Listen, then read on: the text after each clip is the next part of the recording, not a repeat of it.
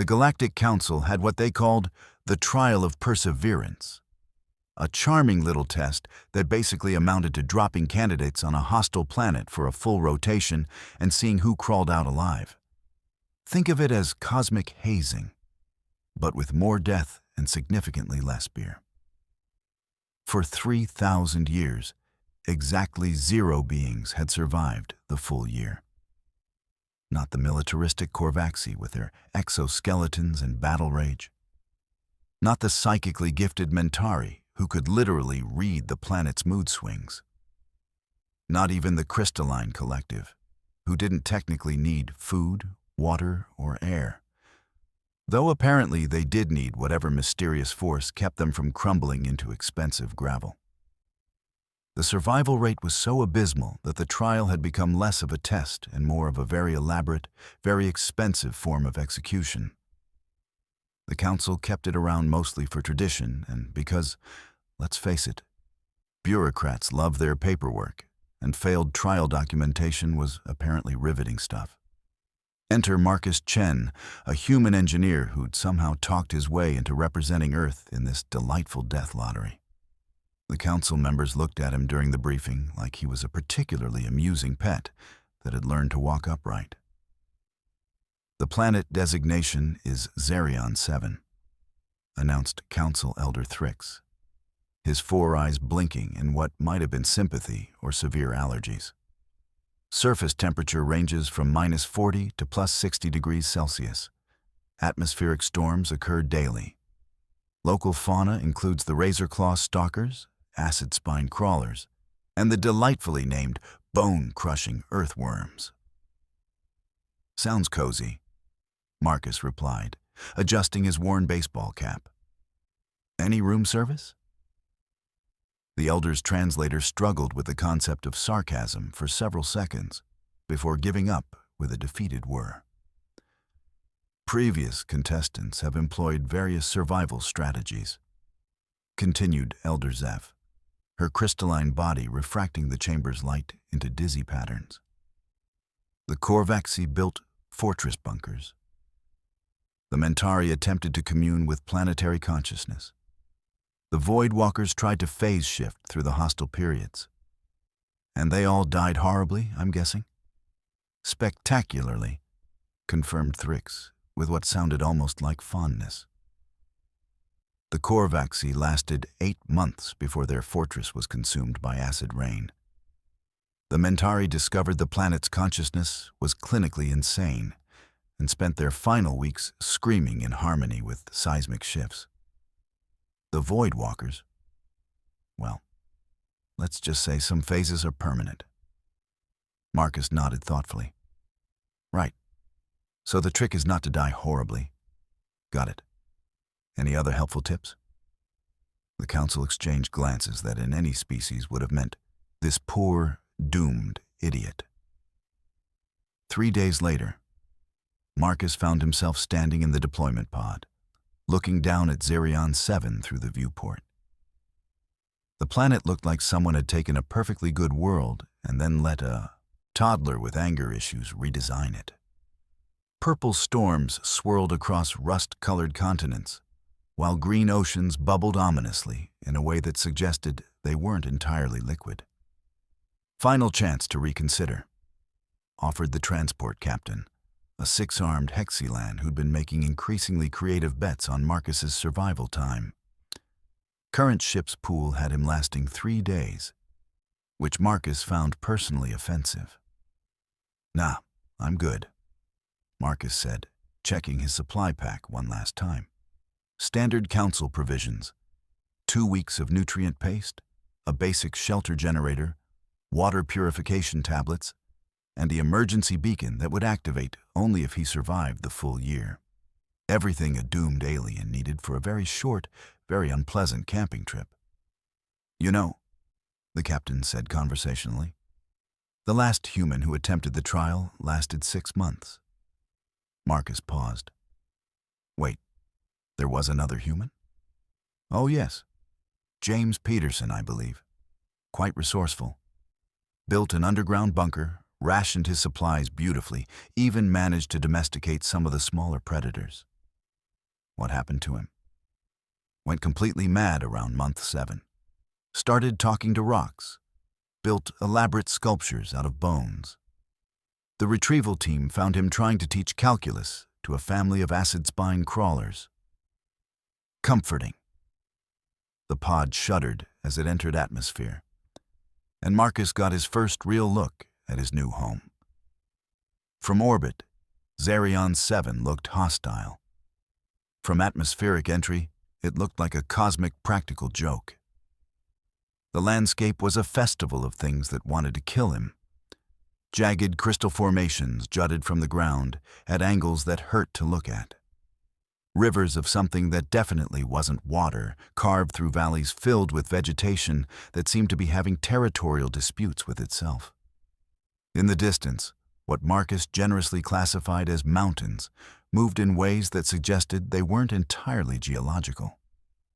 The pod touched down in a clearing that looked slightly less murderous than the surrounding terrain, which was like saying a shark looked friendlier than a great white shark. As the door hissed open, Marcus was greeted by air that tasted like pennies mixed with regret, and the distant sound of something large arguing with something larger. "Home, sweet home," he muttered, shouldering his pack. The first week followed the standard survival playbook. Find water, secure shelter, avoid becoming something's lunch. Marcus discovered that the water on Zarion 7 came in several exotic varieties, including mildly acidic, probably radioactive, and almost certainly sentient. The purification tablets worked on the first 2, but had what could only be described as a philosophical disagreement with the third. His shelter generator lasted exactly 4 days before a curious razor-claw stalker decided it looked delicious.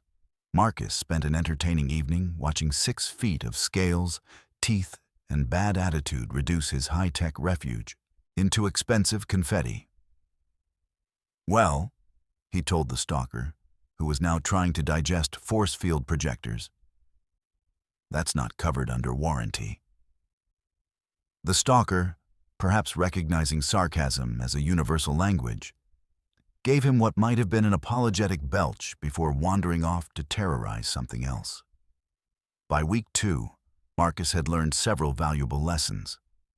First, everything on Zarion 7 was either poisonous, carnivorous, or both. Second, the weather had a personal grudge against comfort. Third, the previous human's madness was starting to look less like insanity and more like a reasonable response to circumstances. But here's where Marcus differed from previous contestants. And here's where being human became relevant in ways the Council had never considered. He didn't try to survive Zarion 7. He tried to understand it. While the Korvaxi had built walls and the Mentari had sought harmony, Marcus did what humans do best. He started taking things apart to see how they worked. The acid rain that had dissolved the Korvaxi fortress? It wasn't random. It followed patterns, seasonal cycles tied to the movement of Zarion 7's 3 moons. The purple storms that had driven the Mentari insane. They were electrical phenomena that could be predicted and, more importantly, harnessed. See, the thing about hostile environments, Marcus explained to a small acid spine crawler that had taken up residence near his camp, is that they're not actually trying to kill you personally. They're just being themselves, and you happen to be in the way.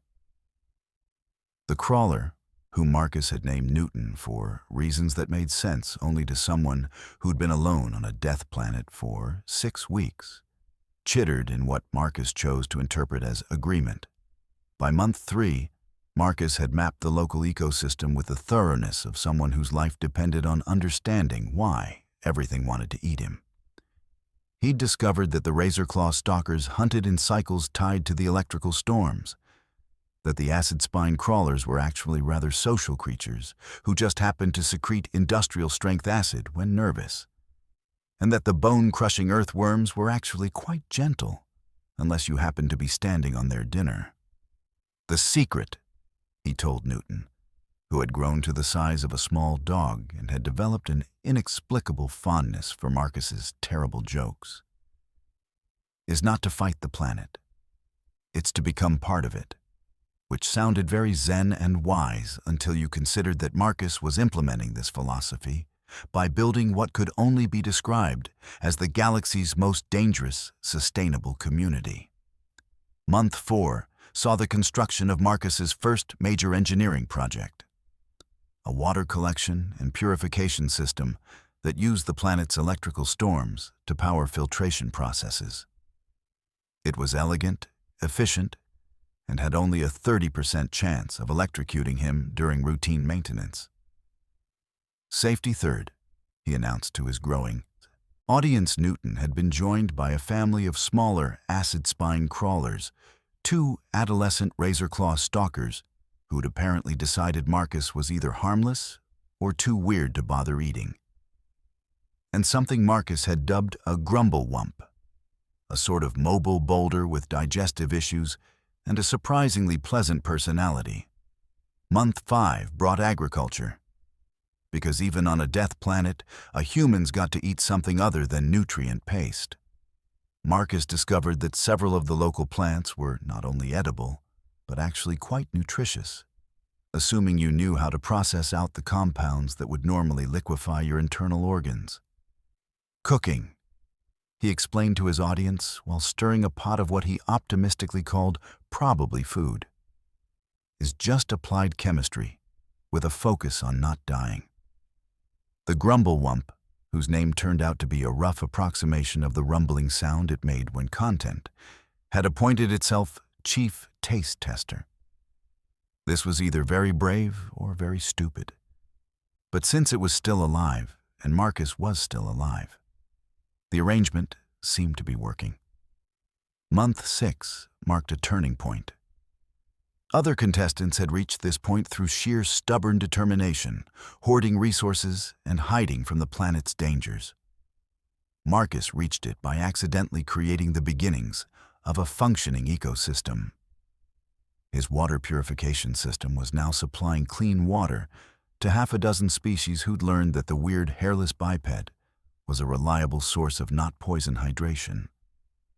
His agricultural experiments had created the first stable food production on Zirion 7 in recorded history, and his shelter had evolved from a simple survival hut into what could generously be called a compound, and more accurately described as a village.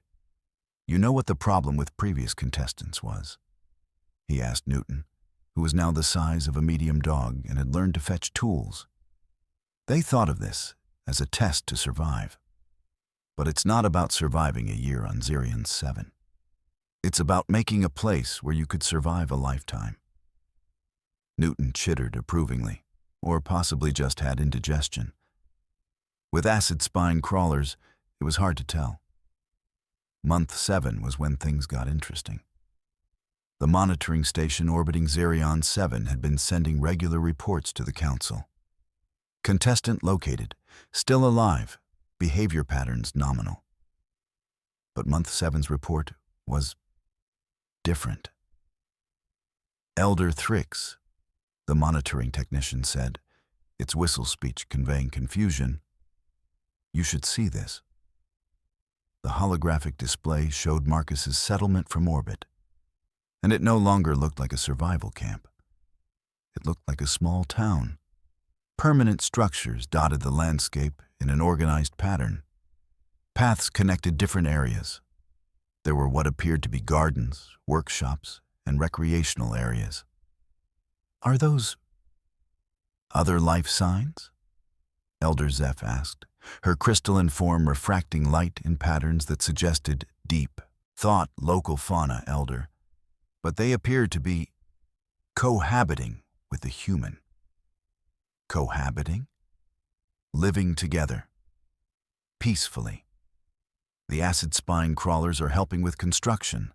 The razor claw stalkers are participating in organized hunts that seem to benefit the entire community. Even the bone-crushing earth worms appear to be contributing to agricultural efforts. The council chamber fell silent, except for the soft hum of translation devices, working overtime to process concepts they'd never encountered. "This is unprecedented," Elder Thrix said finally. "It's impossible," corrected Elder Zeph. "It's human," said Elder Corax, the newest member of the council, who had made something of a study of Earth's recently contacted species. "They don't just adapt to environments. They adapt environments to themselves, and then convince the environment that it was its idea in the first place." Meanwhile, down on Zirion 7, Marcus was completely unaware that he'd become the subject of intense debate among the galaxy's governing body. He was too busy dealing with what he'd started thinking of as municipal issues. "Newton," he said, consulting a list written on processed plant fiber. "We need to talk about zoning laws." Newton, now definitively dog-sized and wearing what Marcus had crafted into a rough approximation of a tool belt, chittered inquisitively. "See, the new Razorclaw family wants to set up a den near the water treatment plant, but the Grumblewumps are worried about noise complaints. And honestly, I can't blame them. You've heard how loud teenagers are when they're molting." The settlement that had started as one human's desperate attempt to not die had evolved into something unprecedented. A functioning multi-species community on one of the galaxy's most hostile worlds. Marcus had somehow managed to become not just a survivor, but a mayor. Month 8 brought its own challenges. Namely, Marcus discovered that successful community building on a death planet attracted attention from neighboring ecosystems. Apparently, word had spread through whatever communication network existed among Zirion 7's various species that there was a place where predator and prey coexisted, where the water was always clean, and where something called humans had figured out how to make the plants stop trying to kill everyone. "We're going to need immigration policies," Marcus announced to the morning community meeting, which had become a daily tradition. The gathering now included Newton and his extended family of 12 acid-spine crawlers, a pack of 6 Razorclaw stalkers ranging from puppies to adults, 3 Grumblewumps of various sizes, something Marcus had named a sparkle beast that looked like a disco ball with teeth, and a recent arrival that defied description but seemed friendly enough. "The problem," Marcus continued, "is that we're getting refugees from the burning plains, the crystal caves, and what I'm pretty sure is an interdimensional rift that opened up last Tuesday. Our infrastructure is good, but it's not infinite." The sparkle beast flashed in what Marcus had learned indicated agreement. The youngest Razorclaw stalker yipped something that probably translated to, "But they're hungry and scared," because even alien teenagers were bleeding hearts. I know, Marcus said. "Nobody gets turned away.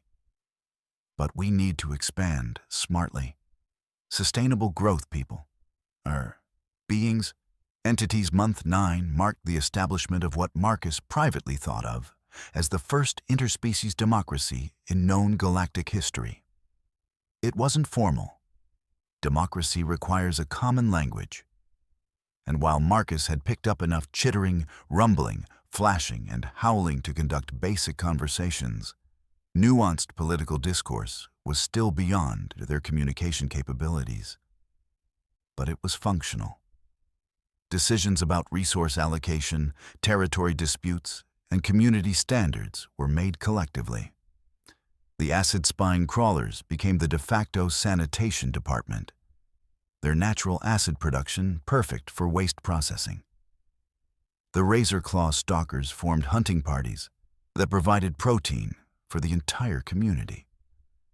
The Grumblewumps, with their natural ability to sense geological instability, became the early warning system for everything from earthquakes to approaching storms. "You know what's funny?" Marcus asked Newton during one of their evening walks around the settlement's perimeter. The community now covered several square kilometers and supported a population of over 200 individuals from dozens of species. Newton chittered inquisitively, which Marcus had learned meant either "what?" or "I found something interesting," depending on the inflection. The council thinks this is a survival test, but it's not. It's an intelligence test. They just didn't realize what kind of intelligence they were testing for. The monitoring station's reports had become increasingly frantic. What had started as routine survival monitoring had become something closer to xenoanthropological study. The human hadn't just survived on Xerion 7. He'd somehow convinced Xerion 7 to stop being a death world. The atmospheric composition in the settlement zone has changed, the technician reported. Plant life is producing higher oxygen levels. The soil chemistry has shifted toward neutral pH. Even the weather patterns are different. Storm intensity has decreased by 40% in a radius of 50 kilometers around the human's location. How is that possible? Elder Thrix demanded. Unknown, Elder. But the data is consistent. The human isn't just surviving on Xerion 7, he's terraforming it. One being cannot terraform a planet, Elder Zeph stated with crystalline certainty. No, Elder Korak said thoughtfully. But one being can start a process that terraforms itself, especially if that being understands that you don't change a world by fighting it. You change a world by convincing it to change itself. Month 10 brought Marcus face to face with the reality that his little experiment in sustainable community building had grown beyond anything he'd imagined possible. The settlement now had distinct neighborhoods, specialized districts, and what could only be called suburbs. Population had stabilized at around 400 individuals, making it larger than many established colonies on hospitable worlds. More importantly, it was stable. Birth rates balanced mortality. Resource production met consumption. Waste processing had achieved closed-loop efficiency. The settlement had become genuinely sustainable, which was more than could be said for most galactic civilizations. Ladies and gentlemen, and assorted entities, Marcus announced at the morning community meeting, we have achieved something that I'm pretty sure is unique in galactic history. We have built a functioning society on a world that was specifically chosen for its inability to support any form of civilization. The crowd responded with the usual mixture of chittering, rumbling, flashing, howling, and one sound that Marcus had never been able to identify, but which seemed to indicate approval. Now, I know what you're thinking, Marcus continued. Marcus, we're not a civilization. We don't have technology, or art, or literature, or any of the things that define advanced society. He gestured toward the settlement around them. Gardens where plants from a dozen different ecosystems grew in harmony. Workshops where different species collaborated on tools and structures using their natural abilities in combination. Living spaces designed to accommodate the needs of radically different forms of life. A water treatment plant that was more efficient than anything the council had ever constructed. A food distribution system that ensured no one went hungry. A conflict resolution process that had prevented a single case of serious violence in over 6 months. But we do have something more important than any of that, Marcus said. We have proof that intelligence isn't about being the strongest, or the fastest, or the most technologically advanced. Intelligence is about recognizing that the other guy has something valuable to contribute, even if the other guy happens to have acid for blood or wants to eat you. Newton chittered something that Marcus chose to interpret as wisdom, despite the fact that Newton was currently trying to figure out if Marcus's shoelaces were edible. Month 11 was anticlimactic. Not because nothing happened, but because everything that happened was routine. The settlement ran itself with the efficiency of a machine and the adaptability of a living organism. Marcus had become less a leader and more a coordinator, helping resolve the occasional dispute and facilitating communication between species with radically different communication methods. You realize, he told Newton during one of their evening walks, this is probably the most successful colonial enterprise in galactic history, and it happened by accident. Newton had grown to the size of a large dog and had recently started what Marcus could only describe as dating behavior with another acid spine crawler from the newer arrivals. The fact that love could bloom in a community built on a foundation of mutual survival was either deeply poetic or slightly disturbing, depending on your perspective. The council is going to retrieve me in a month, Marcus said, and I have no idea what I'm going to tell them. Newton chittered in what Marcus had learned to recognize as Newton's version of laughter. Yeah, I know. Hey, Council, turns out your impossible death world just needed better management. That'll go over well. Month 12 arrived with the pomp and circumstance typical of Galactic Council operations, which is to say it was bureaucratic, over-engineered, and completely missed the point.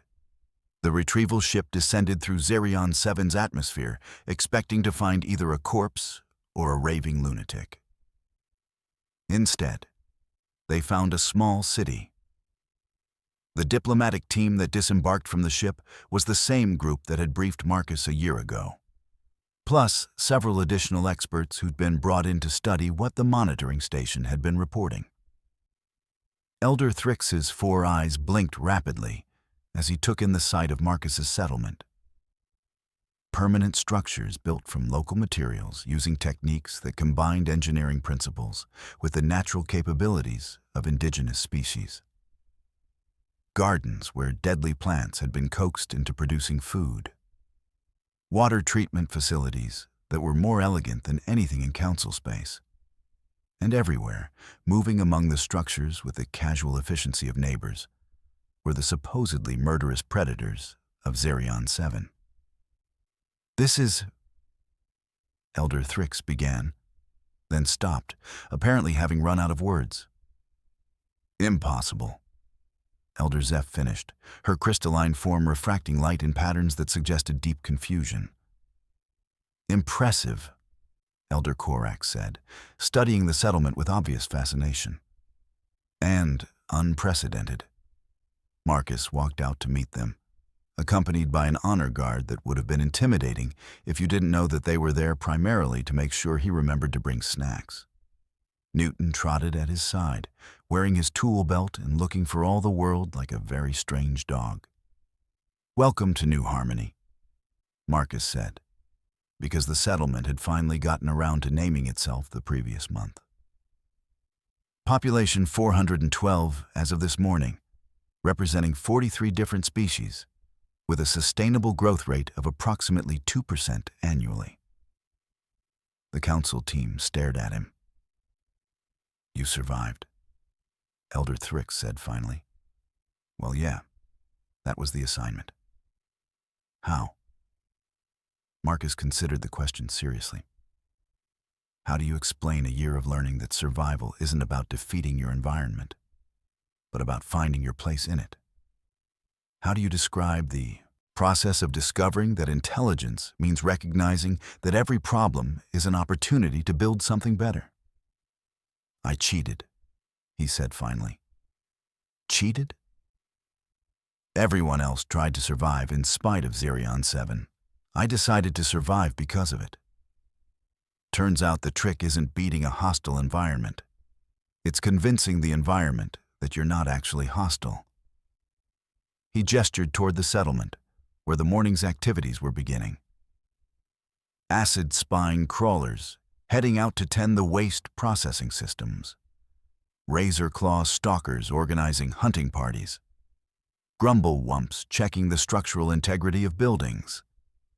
Dozens of species working together, not because they had to, but because they'd learned it was better than working alone. Xerion 7 isn't a death world, Marcus said. It's just a world where nobody had ever bothered to ask the locals what they needed to thrive. The council delegation spent 3 days touring New Harmony, documenting everything from the agricultural systems to the conflict resolution processes. They interviewed residents, analyzed the environmental changes, and generally tried to figure out how one human had accidentally solved problems that had stumped galactic civilization for millennia. The trial of perseverance will need to be redesigned, Elder Thrix announced on the final day. Why? Marcus asked. It worked perfectly. It just didn't test what you thought it was testing. What do you mean? Marcus smiled, the expression of someone who'd spent a year learning that the universe was much stranger and much more cooperative than anyone had realized. You thought you were testing survival skills. But what you were really testing was the ability to build civilization from scratch in impossible circumstances. Most species approach that challenge by trying to impose their civilization on their environment. Humans approach it by asking the environment what kind of civilization it wants to be part of. He looked out over New Harmony, where afternoon was settling over a community that shouldn't have been possible. The trial doesn't need to be redesigned, Marcus said. It just needs better marketing.